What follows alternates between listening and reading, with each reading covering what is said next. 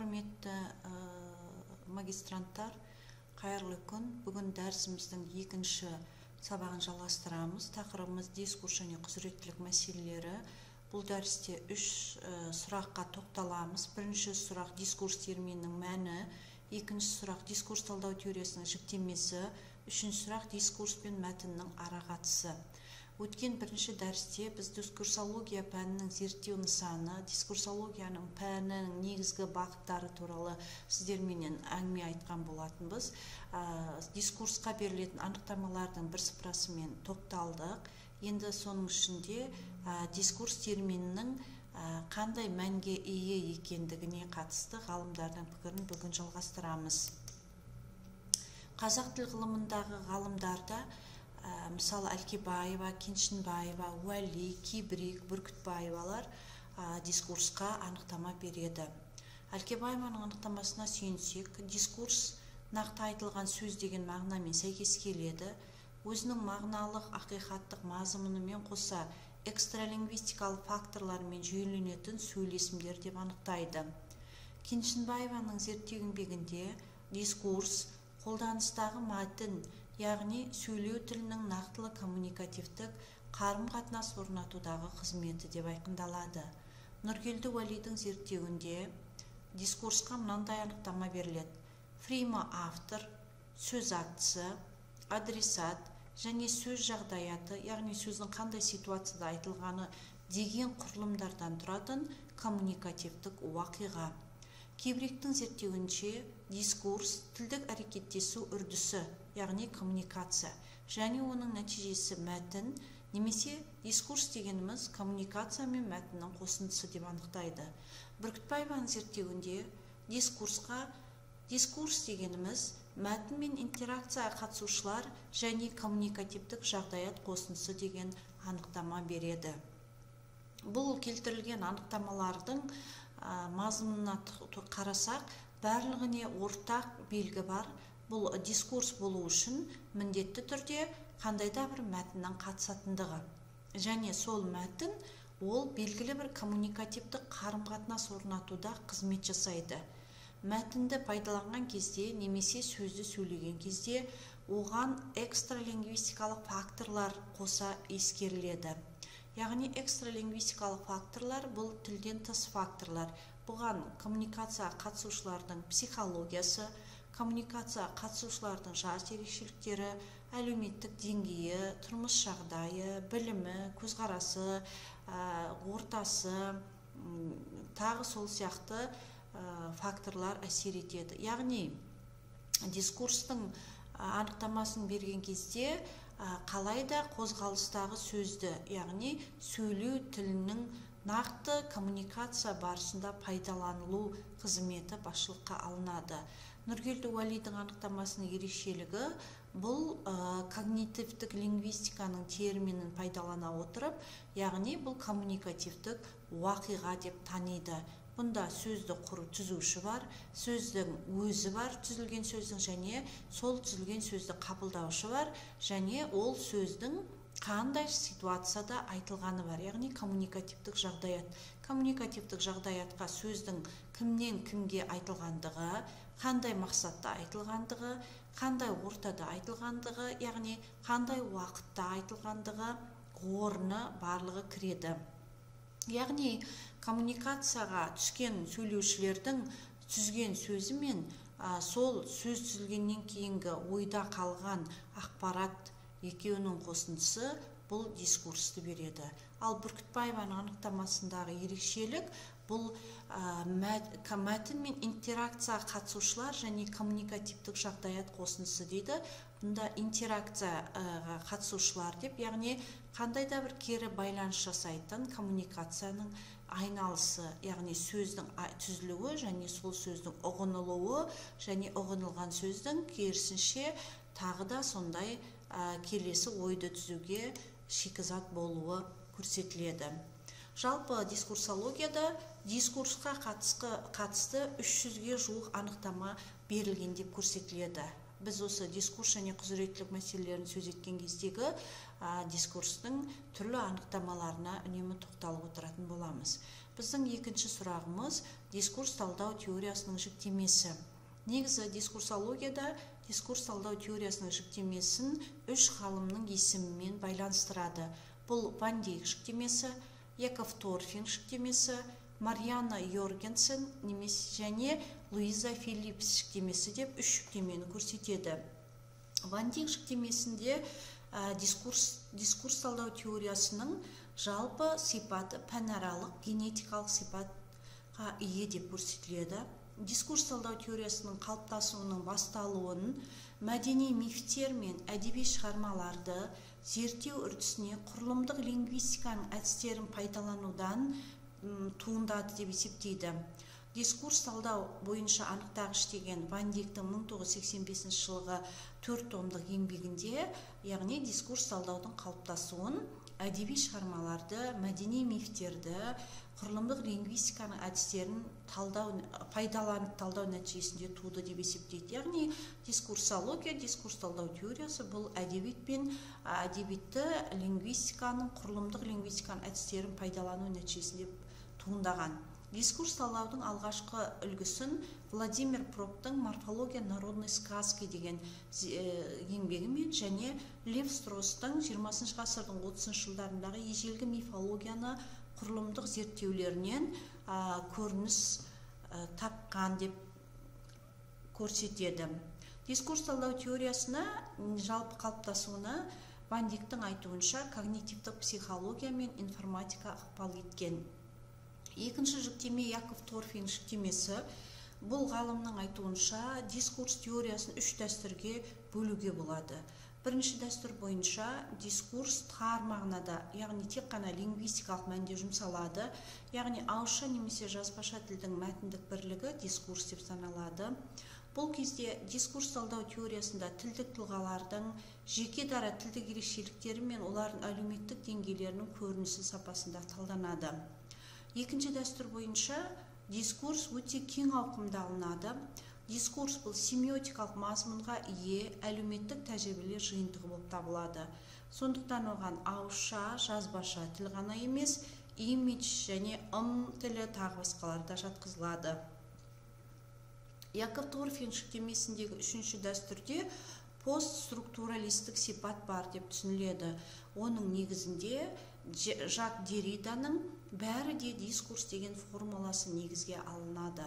Яғни бұл екінші және үшінші дәстүрлер таза лингвистикалық сипатқа ие емес, дискурсты кең мағынасында алып түсіндіреді.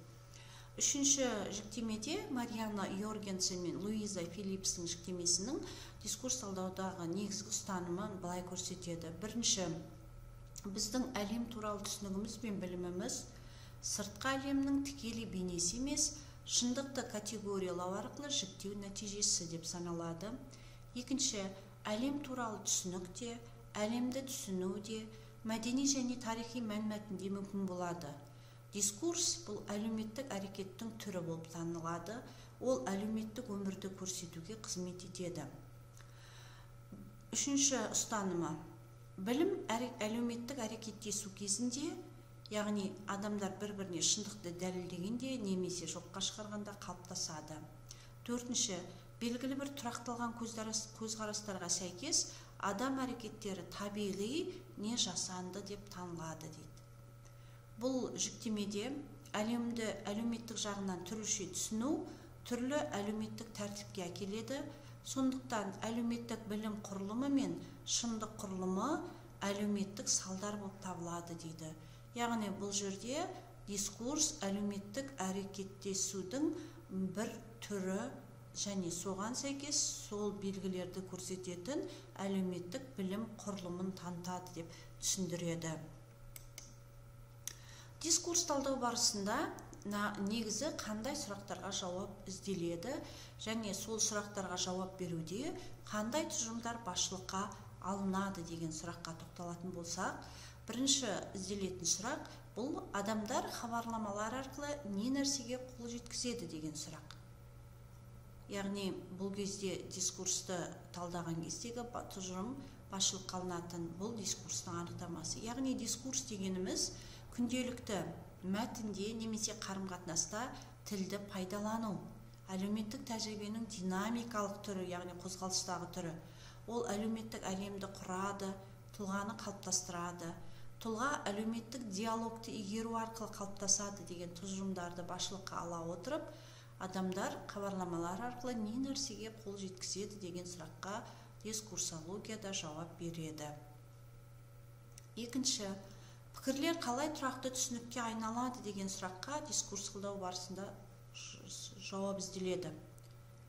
Адамдар дискурсы нақты коммуникативтік жағдаяттағы әлеуметтік әрекетін тиянақтау үшін пайдаланады. Тілді пайдалану осы жағдаятқа шарттасады. Осы тұжырым арқылы біз жаңа жоғарыда келтірілген ғалымдардың мәтіннің, қолданыстағы сөздің дискурс түзетіндігін осы пікірмен сабақтастырамыз. Яғни тілді пайдаланған кезде, сөзді түзген кезде біз кімге арналғанымыз, қандай жағдайда айтып тұрғанымызды ескеріп барып құрамыз. Бұл тілді пайдалануды жағдаятпен шарттастыру деп аталады. Осы түсініктер, пікірлер, сол жағдаятқа сәйкес айтылған пікірлер белгілі бір тұрақты түсініктерді қалыптастырады. Яғни пікірлер тұрақты түсінікке айналады. Дискурс талдау теориясында жауап ізделетін сұрақтың бірі әлем туралы қалыптасқан түсінік қалайша бұзылады деген сұрақ. Бұлған жауап беруде басшылыққа алынатын тұжырым тіл сананы ғана қалыптастырмайды, ол түп сананы да қалыптастырады дейді. Яғни сөз арқылы адамның санасына әсер ету арқылы бұның жалпы әлемге көзқарасын, оның тек қана тілдік санасын ғана өзгертпей қоймаймыз, сонымен қатар ол түп сананы да өзгеріске ұшыратады. Дискурс талдауға қатысты қарым-қатынасқа түскен адамдарды негізінен үшке бөліп топтастырады.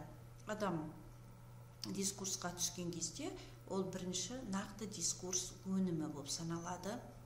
Бұл жерде дискурс талдауда үш өлшем пайдаланады. Бұл дискурстық тәжірибе.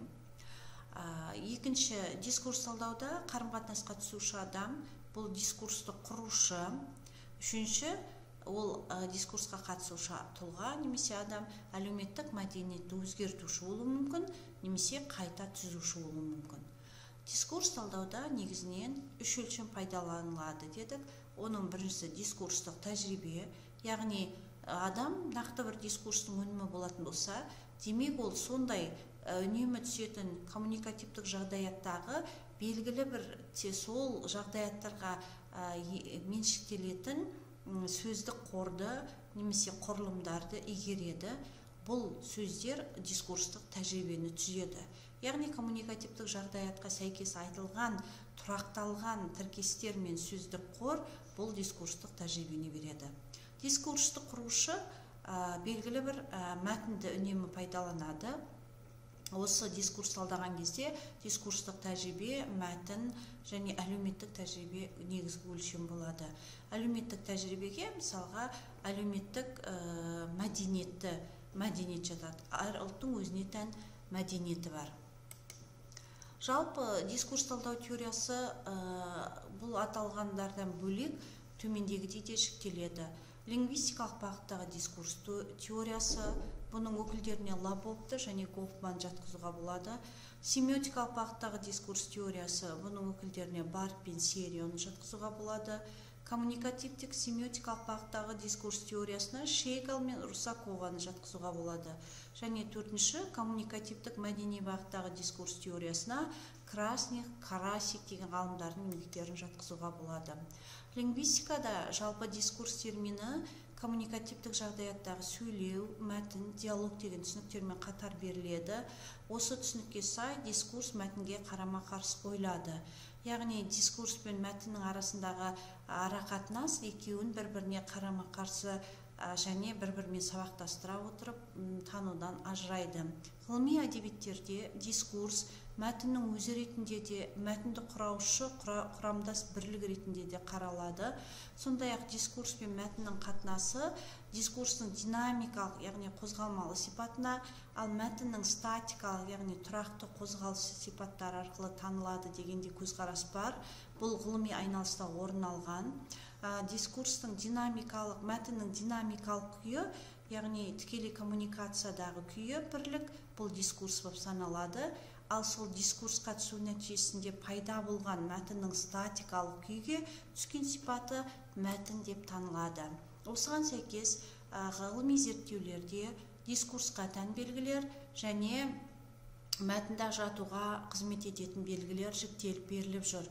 Дискурсқа тән белгілер қатарына дискурстың өзектілігі, функционалдылығы, оның процесс екендігі, когнитивтік әрекетке жататындығы, немесе дискурстың кез келген дыбыстық немесе графикалық репрезентациядағы тілдік материал болатындығы аталып жүр.